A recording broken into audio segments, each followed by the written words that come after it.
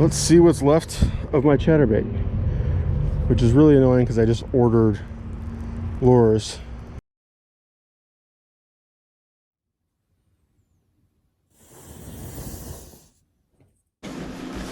Hey folks, welcome back to Bullets and Brass.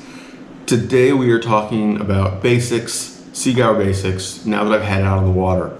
Because we did the initial review, initial thoughts, and I didn't want to wait long. We're getting into that season, right? And supplies are definitely limited.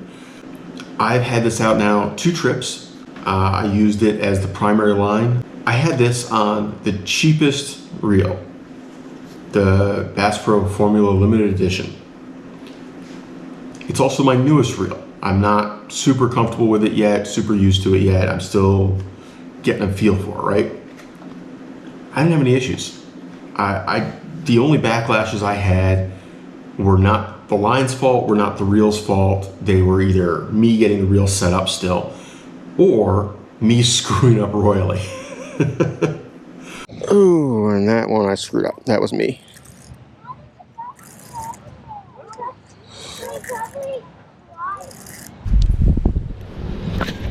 Oh, that was horrible. Oh, come on. And this, folks, is why I was being careful. The wind pushed me off course, and now I've got a shitload of line out and a snag bait. This is 15-pound line. I'm pretty sure that what I'm snagged on is a chain.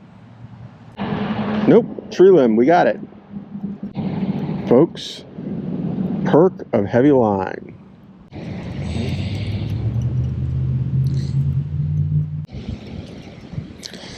So look what I caught. So I didn't even hook it. You guys see that? The line snagged it. I didn't have that hooked. The line was literally stuck in the tree branch. Can't complain. Reel worked, line worked, rod didn't have to do anything. Wasn't even snagged on the bait really. The line had gotten wedged in between the bark and the actual tree limb, and was basically just jammed in there and wrapped around the log.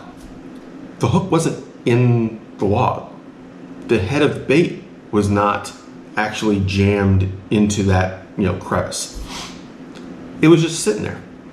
It pulled it back by basically the pinch point on the line.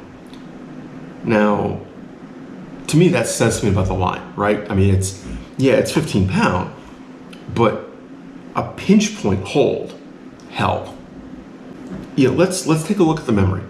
I'm going to pull some line off the spool. So that's what we have for memory. I don't know if that's showing. For me, that shows up nicely.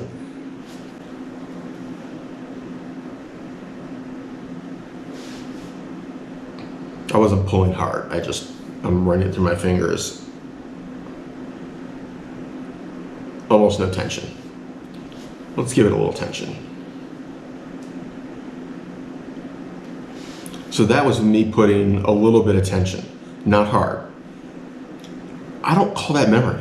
Like, that's not bad at all. That's, for 15-pound fluoro? Come on. That's great. The feel of it when I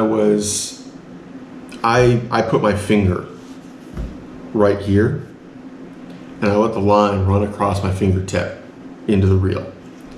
And what it does is it gives me a little extra sensitivity. I can feel a little more. What I notice on lines is that some are slick. Some come back over your fingertip. And remember, they're wet. They've been going in the water, right? And they just glide. They're super smooth and slick. Some are not. But unlike the Guggen line, this line is not sticky on my finger. It's not grabbing my finger. Probably 2/3 of the way to the sniper from the Guggen. If you understand what I'm saying. And to me, that's a key key piece of the puzzle for fishing line. I don't want anything that interferes with my retrieve feel. I want to be able to run that line over my fingertip and know where I'm at. So, as good as Sniper? No. Not as good as InvesX or anything like that.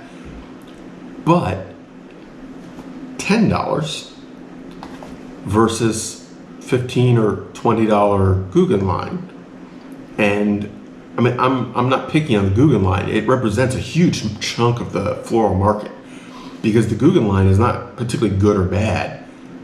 It literally is kind of a middle market Fluoro.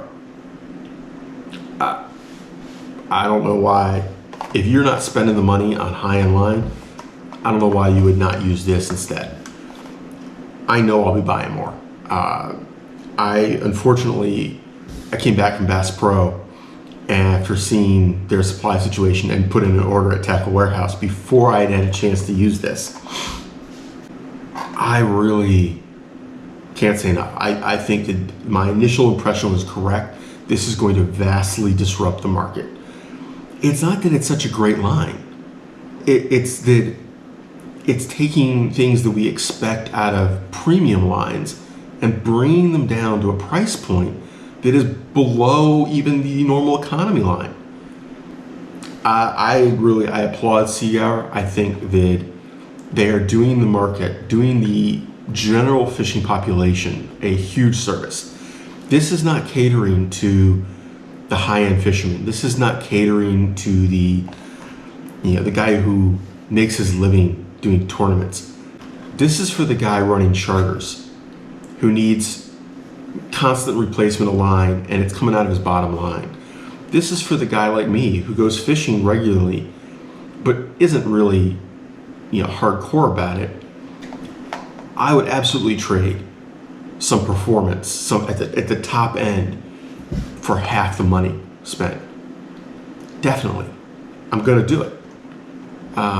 Doesn't mean I'm not going to run Sniper or InvesX as my, hey, here's my personal favorite combo. My Corrado K on my favorite rod, whichever one I'm using the most. Sure. But I've got other rods and reels. They're getting this, which means that I may go through, 4 or 5 spools in the next 6 months. Well, why should I spend twice the money? That's a whole lot of other bait I can get, right? That's a whole lot of other lures. That's a reel. So take care, have fun, stay safe, keep fishing, guys. That was brilliant. I don't know if that was apparent on the camera, but I bounced that off the top of the underside of the bridge and backlashed. Oh, Jesus. So not only did we just bird's nest this, but I think I just trashed my lure. Let's see what's left of my chatterbait, which is really annoying because I just ordered lures. Yeah, I did knock some paint off. Otherwise, other than my bad job mounting the trailer, it looks like we're actually okay. Oh my God. This time I caught it before it backlashed doing that. So let's get this straight. When the bridge isn't in the way, I can cast horizontally. When the bridge is in the way, I can't. Got it. Isn't that how it always works? If you're shooting, don't shoot that target. Bang. Why'd you shoot the target? I was looking at it. Well, don't hit the bridge. Well, why'd you hit the bridge? I was looking at it.